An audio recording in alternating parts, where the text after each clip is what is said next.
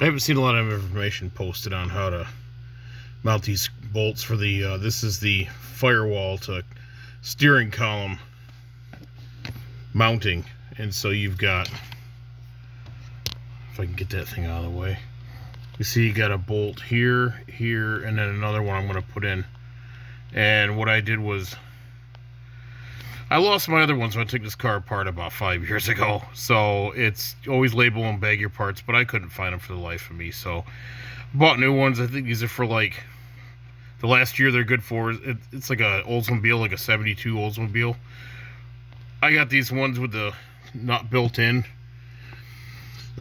And they worked great. So I know some later years they have like these, kind of like these models where they just, you know, there's no washer on there at all. But I personally, maybe just from a reinforcement standpoint, so you can have like, you know, even pressure applied, I would go with these so that you're getting, it's always better to have a firm base is what I'm saying. So what you'll have to do to make sure you're not stripping out these screws, because they're a little bit of a pain, just make sure that you don't have anything in the way of a wrench or anything. Like I had to, I probably shouldn't have put the gas pedal in before I put this in, duh.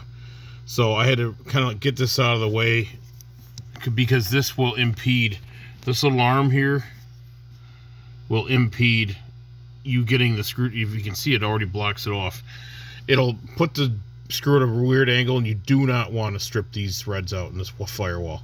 Absolutely not. So do the safe thing and get things out of your way before you try putting these in. And the other thing is I've got the bolts up here on these brackets up here.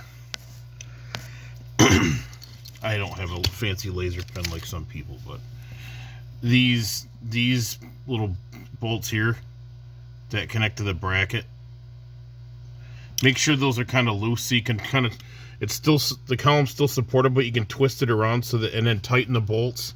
It's kind of a three-way dance, so that way the threads are all straightened out and everything's out of the way. As you can tell, I kind of straightened this one out. You can see where, you can see through to the front of the garage, like my garage. Up in here, you see the holes open, and there's no edges around the threads. You just got to be real careful when you do this, and I just wanted to share this because there's not a lot of information out there regarding this, and a lot of people don't totally gut their cars like I do, but you can tell. I mean, I got new carpet, and I've got new insulation, all brand new insulation I put in. That was kind of a pain in the butt to find some good stuff, but that's all in there, and I got rid of all the rust, like on the steering column. You'll see the plate's been primed and painted, all that stuff. So yeah, so I'm kind of like making it factory new, I guess you could say, at least for the flooring and everything. So yeah, just a quick tip, guys, and yeah, have fun.